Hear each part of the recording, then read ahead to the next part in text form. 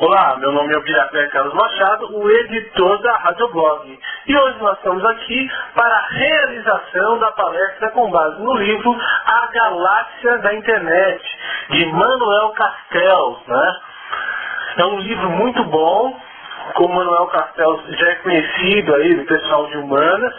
Ele é autor do famoso livro da Sociedade em Rede, que é um baita de um calhamaço aí, que traz informações sobre o surgimento e expansão da internet e os efeitos dessa expansão na sociedade.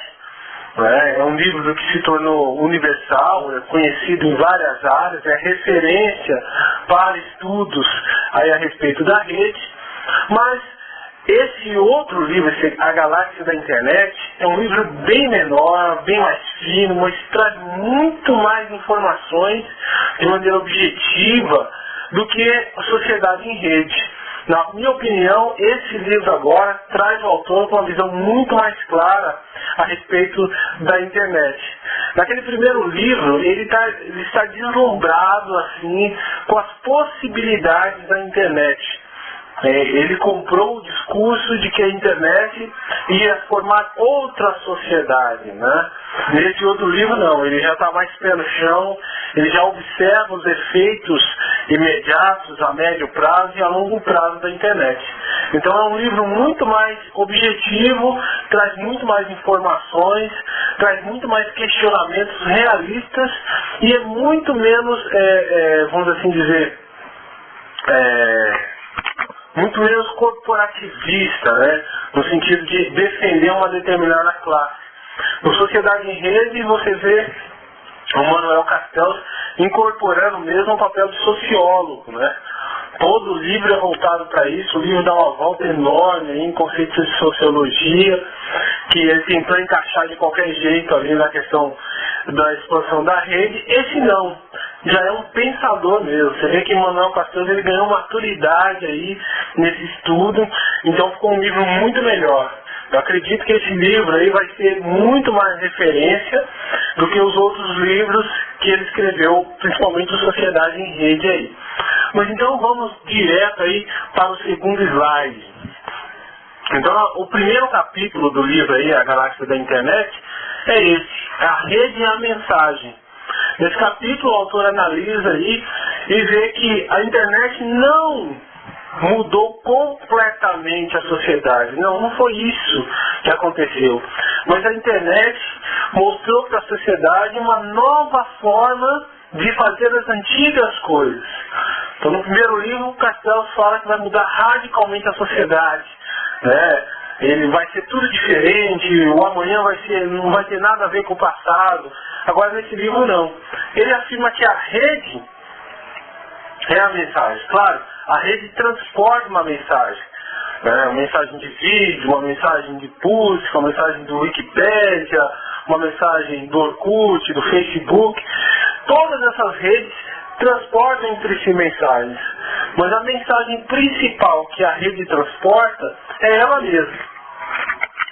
Em que sentido? No sentido de que as pessoas passaram a ver, passaram a praticar, passaram a admirar, passaram a vislumbrar uma forma de comunicação que é muito diferente da usual, apesar de usar os mesmos conteúdos da usual.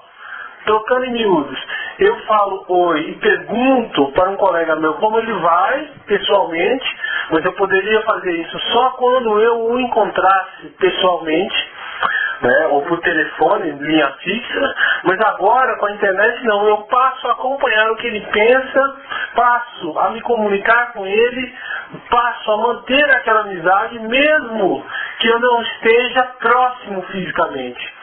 Isso, né, gerou uma chamada comunidade. Uma comunidade que não é uma comunidade como nós temos na vida física, na vida real, mas mesmo assim é uma comunidade. Mas a mudança é que isso abriu possibilidades. Então você encontra pessoas, por exemplo, no Orkut, agora no Facebook, pessoas que você estudou na terceira, quarta série. Uma possibilidade completamente remota, né, que não existiria no mundo físico se só a mensagem do mundo físico fosse entregue pessoalmente. Então a rede, ela carrega uma mensagem, ela carrega a mensagem que as comunicações, os relacionamentos podem ir além do físico, além do imediato. Elas podem ser congeladas, repassadas, difundidas, compartilhadas. Então a rede, ela traz uma mensagem. Qual é a mensagem? De que as coisas podem ser de forma diferente. Elas podem ser ampliadas. Essa é a mensagem que a rede traz. E as pessoas estão realmente entendendo isso. Então o hábito de twittar, o hábito de ir lá no Facebook, colocar mensagens a todo tempo para que as pessoas saibam o que você está fazendo, é aquilo que o Andy Warhol, né, falou ali dos 15 minutos de fama. No futuro todo mundo vai ter 15 minutos de fama, né? Agora 15 segundos, deu uma tweetada ali e acabou. Mas o que acontece? Isso está acontecendo. As pessoas estão tendo seus minutos de fama, seus minutos onde elas passam a ser, seus segundos, quer dizer, onde elas passam a ser o centro da observação de uma centena, uma dezena de pessoas, no momento em que ela twitta, no momento em que ela coloca uma mensagem no Facebook. Ela tem essa centralidade voltada para ela. E por isso essa loucura de twittar o tempo todo. Vimos agora um assassinato de 2 rapazes na Oscar Freire, onde o rapaz acordou de manhã já com o intuito de cometer um crime e tweetou isso. Imagina um negócio desse. O cara tweetou que ele ia cometer um crime. Estou com vontade de assassinar alguém e cometer um crime e de longa pena. Então, imagina isso, o cara tweetou isso. Então, a rede, ela traz essa questão da instantaneidade, né? E as redes sociais, que era chamado Web 2.0, onde ela era muito mais objetiva, focada aí em produção e difusão de conteúdos, hoje ela é chamada de rede social, porque ela é mais voltada para o usuário informal, né? Esse usuário que produz informação instantaneamente, mas uma informação sem peso, sem relevância. Mas essa produção dessa informação está dizendo para a sociedade, olha, vocês podem estar aqui e ser o centro da atenção. Então por isso que a rede é tão atrativa para as pessoas que não produzem conteúdo, mas produzem informação. Então, ele relata isso no livro dele. Estou aqui com o trecho do livro, e ele fala assim, na página 9. A influência das redes baseadas na internet vai além do número de seus usuários. Diz respeito também à qualidade do uso. Né? Então, as pessoas que atribuem o que é importante ou não na rede. E elas atribuem de acordo com a sua capacidade. E hoje, a capacidade central da rede é produzir informação, mesmo que não tenha relevância. Isso se deve porque na sociedade usual, na nossa sociedade real, física, né, a maioria das pessoas é passiva.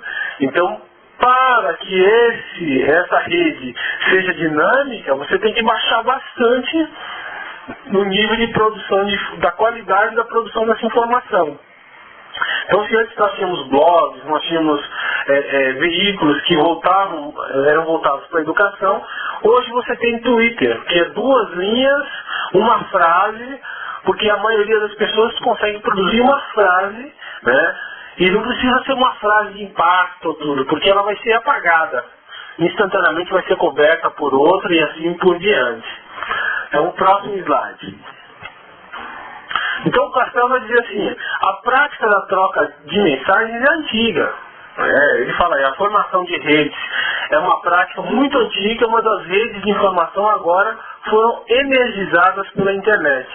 Então, está aí a figura de um homem das cavernas, né, um Neandertal, que ele fazia suas gravuras na caverna.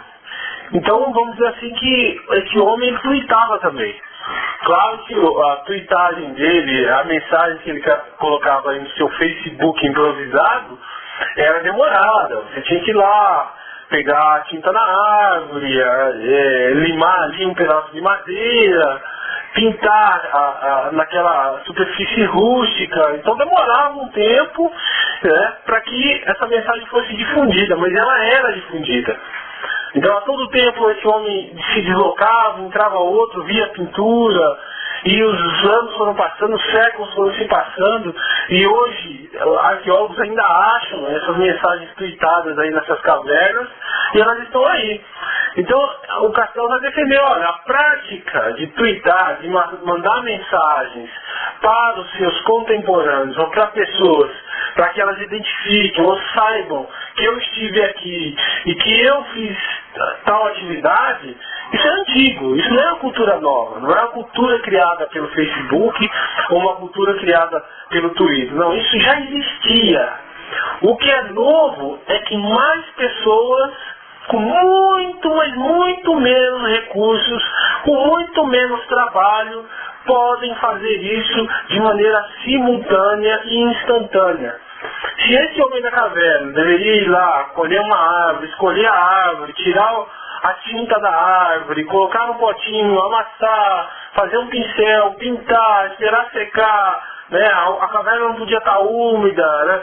Não podia ter criança perto, todas essas circunstâncias aí, para poder deixar uma mensagem, hoje qualquer um com o polegar aí, mais esperto pode tweetar uma mensagem e deixar no Twitter ou no Facebook. Então é isso que ele quer dizer, que a internet não criou essa cultura é nossa, essa cultura é uma cultura social que vem desde os primórdios da humanidade. O que é novo é que mais pessoas podem fazer isso com muito menos recurso e com muito mais rapidez. E é isso que ele chama de energizadas pela internet. Então, número 4, slide número 4. A cultura da internet, compartilhamento e expansão. Então ele vai dizer que, sim, as redes foram criadas, como ele diz lá, com o princípio de fins militares, e isso caiu no uso das universidades, que depois foi levada para o uso civil, e depois a iniciativa privada entrou com jovens aí habilidosos e expandiu isso para o mundo. Mas existem dois princípios básicos na cultura da internet. Esses princípios devem ser seguidos por todas as empresas, ou sites, ou grupos, que entram na internet e buscam ter sucesso na internet, que é o compartilhamento e a expansão. Essas duas palavras, elas são simultâneas, não é exatamente nessa ordem, mas as duas estão ligadas. Então o compartilhamento, que é a troca de informações com base numa determinada plataforma, gera automaticamente a sua expansão. E a sua expansão gera automaticamente compartilhamento. Então uma coisa puxa a outra. Exemplo, então eu fui lá e me inscrevi no Twitter. Puxa, lá no Twitter já tem a ferramenta, a plataforma já tem a ferramenta. Convide os seus amigos, convido 10 amigos. Então eu fiz o quê? Um compartilhamento.